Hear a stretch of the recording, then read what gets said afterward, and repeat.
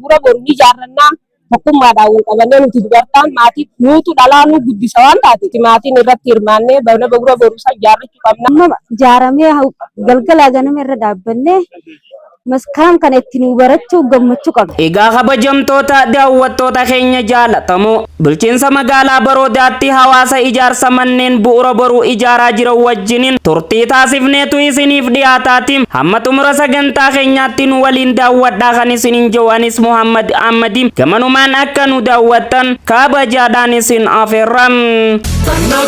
Barnoota ammas barnoota kanata hukaba kayoon oromoota. Musa Abdallah Sanaan jedhu qaceelloon nu gammachiisa mana barumsaa kana ijaarrachuu karaa fagoo deemnee karaa makiinaa qaxxaamursiisuudhaaf karaa makiinaa nu fagaata waan ta'eef maatii isaan achi yaanna yeroo ta'an isaaniif tajaajila godhuudhaaf kanaaf nu baqqisaa waan ta'eef mana zoonii sadii keessattis manni barumsa bu'uura boruu ni jira waan ta'eef karaa nu fagaata asiinis zoonii lama keessaas asii mana elementarii gadii ni qabna mana bu'uura boruu sanis dhaabbannee waliin ijaarree maatii keenya dhaloota boodaa barsiisuudhaarratti wal mari'annee nuti dubartaa fi dhiira jechuudhaan nu dhufu qabaa zoonii takkarra jennee karoora baafanne kanaaf itti dhimmamne akka waan keenyaatti ilmaan keenyaaf dhaloota boruu mana bu'uura boruuti nu barattee ijoollee beektuu taatee akka achitti nu barattu jennee kanaaf bu'uura boruu ni ijaarrannaa tokkummaadhaan wal qabannee nuti dubartaan maatii nuutu dhalaa nu guddisa waan taateef maatiin irratti hirmaannee buna bu'uura boruusaa ijaarrachuu qabnaa jennee kutannoo fi murannoodhaan cinaa dhaabbannee ni ijaarrannaa. Ijaarree dhaloota boodaa barnoota dhaalchifnaa waan jennu qabannee mana bu'uura boruu kanaaf amma duraan irraa turee waan jiru qabaa jechuu barbaade.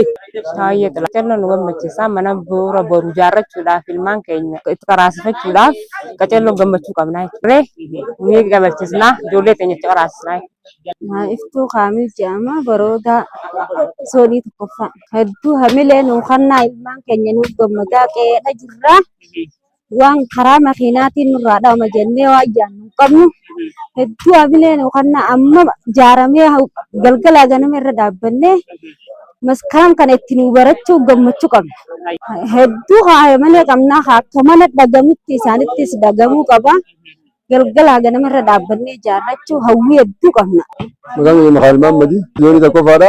Mana barumsaa kana akkaan jaalanna. Ilmaan keenya karaa duraan karaa irra deemnee sodaanna. Dabarsuuf kanaatti waan shakkii qabnuuf amma immoo bakka gaarii nu dhufeennee gammachuu qabna.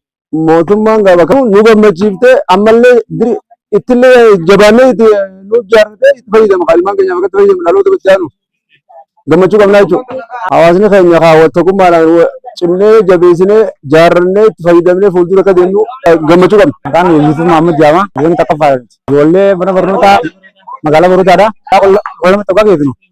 Achi dabartanii amma dalagaa dhabnee daajjatti obbaatii baat dabartanii dalagaa waan takka dhabne halkanii guyyaa galeenii akka lukuraan dulbuutti wanta goonee waan ta'u ammaan kanatti murree hawaasni guutuun akka itti qarawuu barbaada. Mootummaan keenyallee haa galatamu, bulchaan keenyallee haa galatamu. Gara bitee hudduu hundi taanu hanga lukuraan dulbuutti waan feene itti goone halkanii guyyaa galeenii waan murree galma. Egaa kabajamtoota daawwattoota keenya jaalatamoo turtiin bulchiinsa magaalaa Baroodaatti hawaasa manneen bu'uura boruu ijaaraa jiran wajjiniin taasifne kana hanga ammaatti daawwattan kana tureeti. Qopheessee dhiyeessuudhaan hanka isinii waliin ture Muhammad Ahmadi. Torban yoo rabbi jee qophii wal fakkaataa biraatiin hanga walitti deebinutti har'aaf gama kiyyaan nagayaatti. Barnoota ammas barnoota kanata hukaba kayoon oromoota.